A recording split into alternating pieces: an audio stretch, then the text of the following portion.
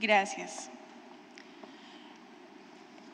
Acá tengo una pregunta que dice, usted insistió en la importancia de revisar la Ley 14 del 83, que creó los impuestos municipales y departamentales. ¿Qué elementos de esa ley o de la política que soporta esa ley deberían ser revisados para potenciar la autonomía financiera de esas entidades? Sí, tal como les decía, nuestro sistema fiscal se quedó anclado en esa ley de 1983. Por ejemplo, esa ley, al establecer los tributos territoriales, estableció tarifas fijas. Vale la pena revisar las inflexibilidades de la ley para darle un margen de acción más amplio a los entes territoriales, de manera que, por ejemplo, ellos puedan establecer las tarifas o los demás elementos impositivos de acuerdo con sus necesidades propias. Por ejemplo, un impuesto de rodamiento puede ser muy importante en una ciudad como Bogotá, como Barranquilla, pero un impuesto de rodamiento puede no ser trascendental en un municipio como Quibdó, donde la movilidad acuática tiene mayor importancia. Entonces, ¿por qué no permitir a esos gobernantes territoriales revisar el tema de bases gravables y tarifas? Adicionalmente, al fijar los impuestos y los alimentos nos olvidamos de las condiciones geográficas y de las condiciones económicas propias de cada uno de estos municipios. Entonces yo pienso que sí es necesario revisar con cuidado el tema y también a través de la línea jurisprudencial darle un mayor movimiento, una mayor flexibilidad para que las regiones definan libremente esos elementos. ¿Por qué ha resultado nefasto o negativo para las entidades territoriales la creación del Sistema General de Participaciones? ¿De qué manera el situado fiscal era más favorable a los entes territoriales? La verdad es que la figura del sistema, o sea, la figura del situado fiscal entra con el artículo 356 de la Constitución Política y en principio su finalidad era solamente estar dirigido a los gastos de educación primaria y de salud. Posteriormente, con las reformas legislativas, se unificó el tema de situado fiscal y de transferencias que venían del impuesto a las ventas para crear un sistema general de participaciones. Y no es que haya sido nefasto, pero sí llegó un momento en la historia fiscal del país en que las transferencias ocuparon el 5% del Producto Interno Bruto Nacional. Y eso estimuló la creación de municipios que querían pervivir de la burocracia que permitía ese mayor nivel de transferencias. Hoy en día, digamos que la consecuencia de ese modelo es que tenemos aproximadamente 780 municipios de 1.010 municipios que son inviables financieramente y que viven exclusivamente de las transferencias y de las regalías. Tendría que revisarse el modelo de creación de municipios o que permite la creación de municipios que a la larga van a ser inviables, o crearse unos esquemas intermedios en que esos municipios pequeños puedan vivir de las transferencias y los municipios con ingresos más altos empiecen a ser autosostenibles. Gracias.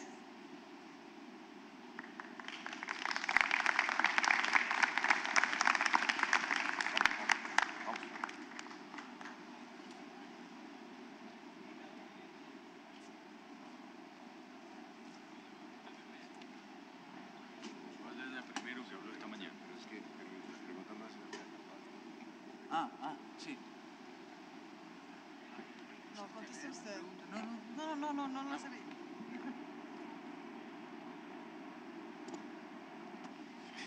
Hola. Bueno, yo tengo una noticia buena y una mala. La buena es que tengo 12 preguntas. Y la mala es que voy a tener que contestar 2 nada más, o al revés, ¿no? No, les agradezco a todos las preguntas que me han hecho, pues son todas muy buenas, pero no tengo el tiempo suficiente para poder desarrollarlas a todas. Sí he tratado de agrupar 2 o 3 temas fundamentales y así contestar varias.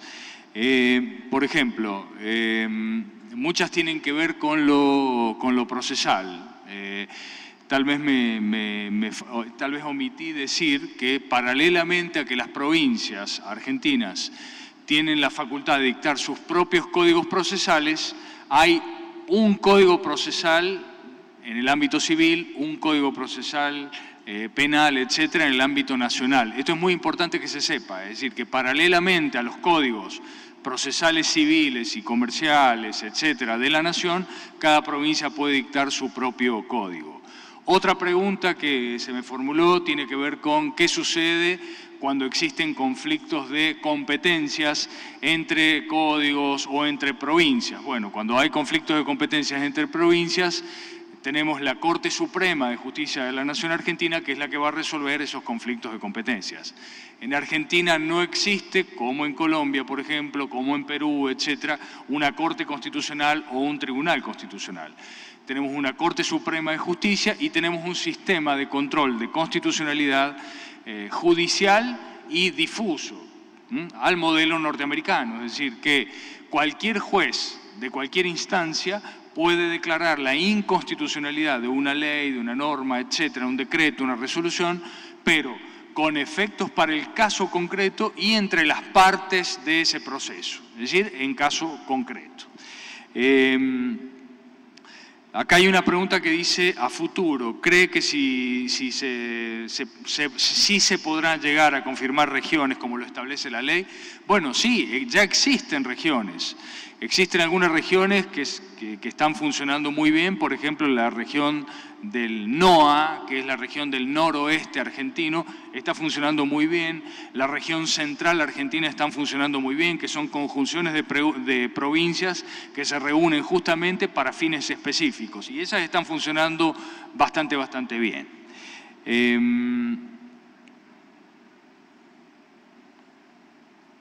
Bueno.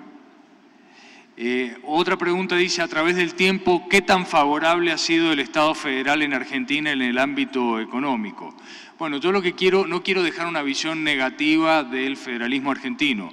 Nosotros tenemos muy arraigado el sistema federal de Estado, es decir, creo que no podríamos vivir sin ese federalismo.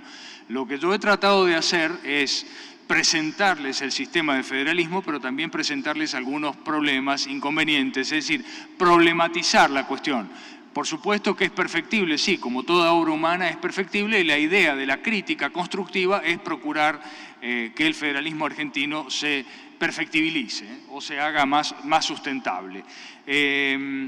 La cuestión del federalismo en el ámbito económico es todo un tema que merecería un seminario aparte. No tengo tiempo para responder, solo diría que el federalismo fiscal está hoy bastante, digamos, venido a menos. Es decir, requiere una rediscusión por parte de las provincias, la Ciudad Autónoma de Buenos Aires y la Nación para establecer nuevas reglas de juego. De hecho, la Constitución establece que el sistema de coparticipación federal del que yo les he comentado, requiere algo que se denomina una ley convenio, que es un tipo de ley como si fuese una ley orgánica, que debió haber estado dictada en diciembre del año 1996.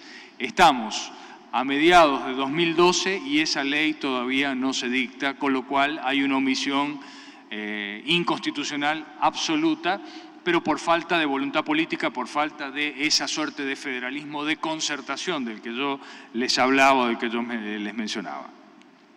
¿Qué otra pregunta puede ser interesante?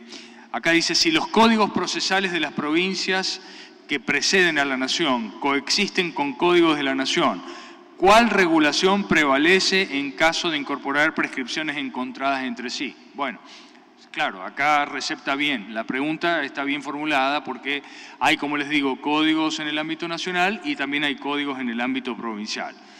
En caso de conflictos, va a prevalecer, en principio, a priori, ab inicio, va a prevalecer la normativa nacional en función de una norma constitucional que establece la supremacía del derecho federal, es decir, del derecho de la nación, respecto de los ordenamientos jurídicos provinciales. Pero, por supuesto, como todo, habría que ver cómo sería el caso concreto. ¿Cómo ha logrado Argentina sostenerse Esto es importante. ¿Cómo ha logrado Argentina sostenerse como un país unido, siendo federal, y que logra suprimir, y cómo logra suprimir los miedos de sublevación y malas administraciones? Bueno, Argentina ha logrado sobrevivir como un Estado federal porque está en sus genes, en su ADN está ser un Estado federal. Tal vez la pregunta parta de alguien que no está consustanciado con lo que es vivir con un Estado federal porque vive en un Estado unitario, centralizado. Entonces, nosotros hemos logrado, más allá de todos los avatares, vivir sin esas sublevaciones, etcétera, porque estamos acostumbrados a vivir en un sistema federal y, como les digo, es parte del ADN de la República Argentina. Lo de las malas administraciones creo que va mucho más allá de si el Estado es federal o es unitario. La administración puede ser buena o mala, cualquiera sea el sistema de estructuración estatal.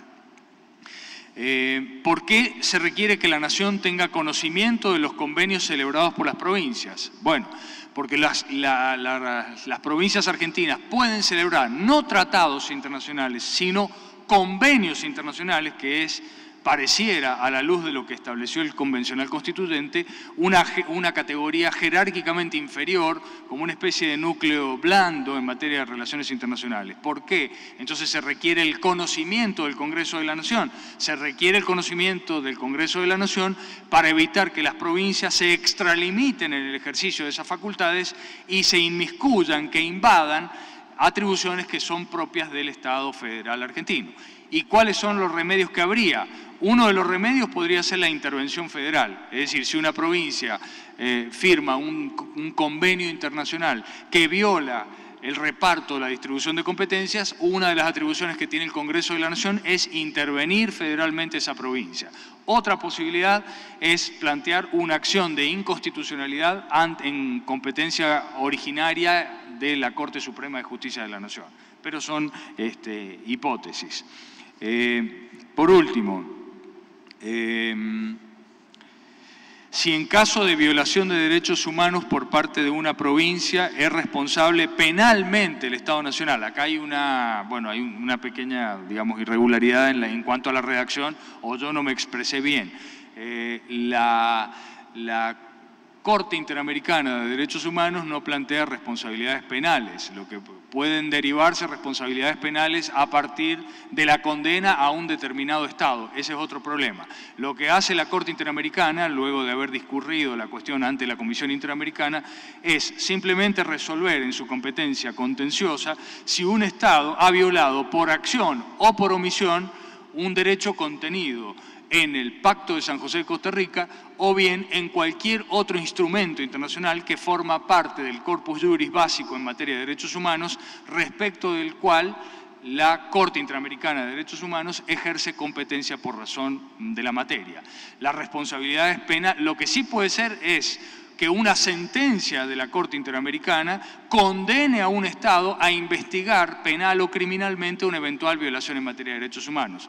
Pero en definitiva, en última instancia, quedará en el ámbito propio del Estado la investigación para poder dilucidar si existe o no existe esa responsabilidad penal por parte de un funcionario, un gobernante, una persona determinada y que ha tenido un nexo causal con la violación en materia de derechos humanos, pero no hay condenas penales por parte de la Corte Interamericana de Derechos Humanos. Muchas gracias por las preguntas.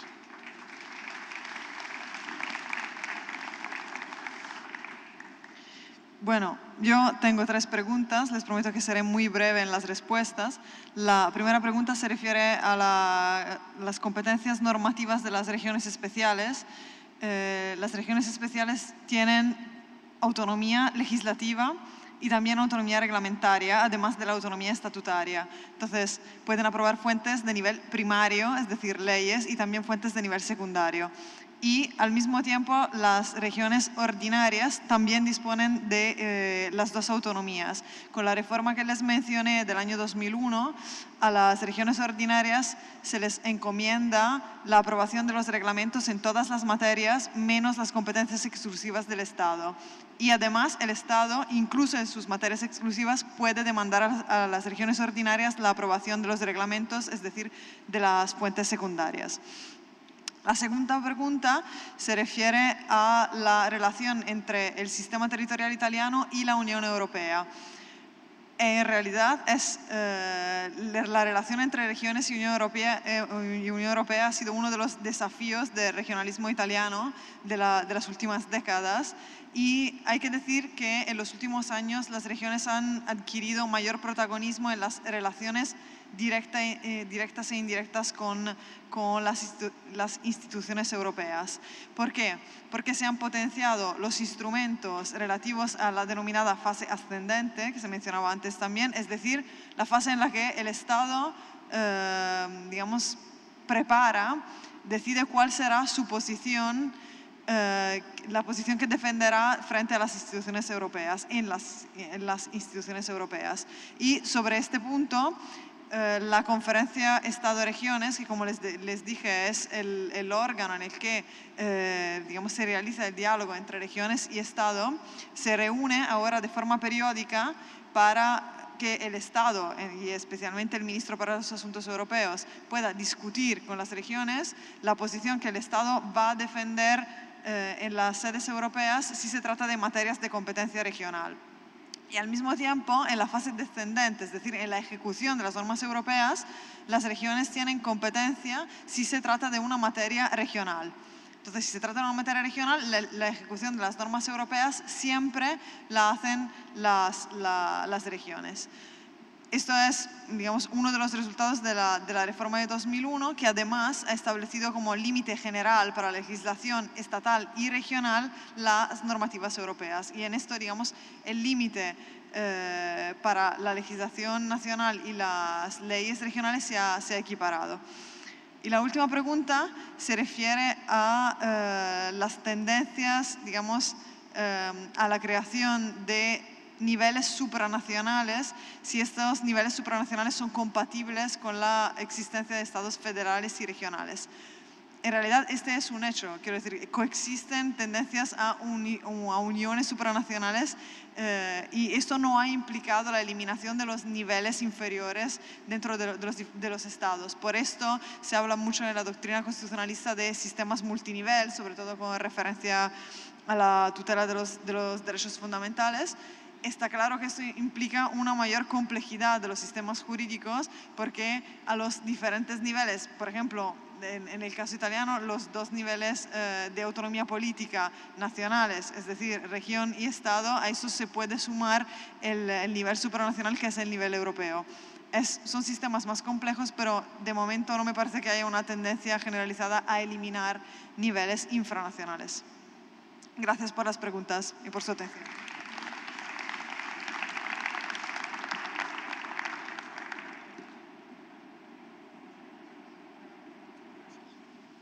Muchas gracias a todos por la amable atención.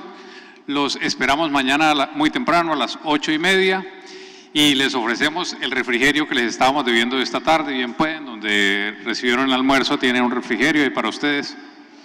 No olviden reclamar los objetos personales que se les retuvieron esta mañana por razones de seguridad. Mañana pueden traer todo lo que quieran.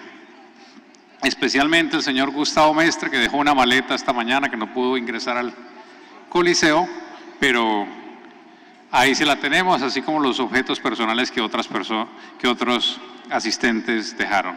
Mil gracias. Mañana 8:30 de la mañana.